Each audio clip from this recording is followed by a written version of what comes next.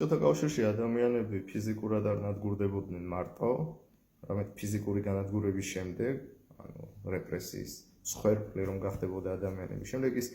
ყველა ფრიდან უნდა გამქრალიყო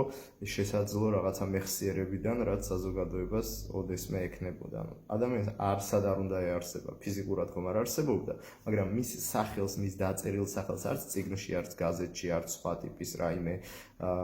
ნაბეჭ მასალაზე არ უნდა ეარსება და ამაზე ვისაუბრეთ წინა 1-2 კვირის წინ, 3 კვირის წინ ამ წიგნის კარლ მარქსის კაპიტალის და მისი რედაქტორის წაშლილი სახელი საფუძველზე. ეს არის 1933 წელს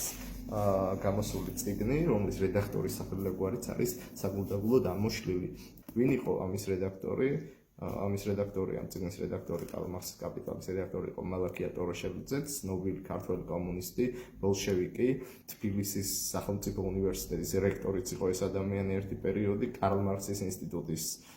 ცნობილი ინსტიტუტის ხელმძღვანელიც იყო და დახვრეტის მომენტისთვის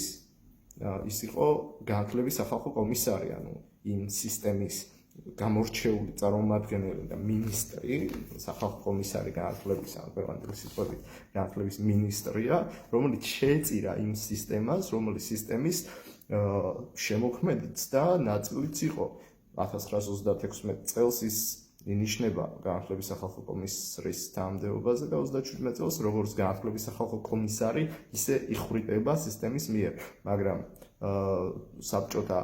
სისტემა და სტალინური რეპრესიები მარტო ადამიანის ფიზიკური განადგურებით არ შემოიფარგლებოდა და არ შემოიფარგლა მალაქიას შემთხვევაშიც და ის გააქრეს ყველა ნაბეჭდი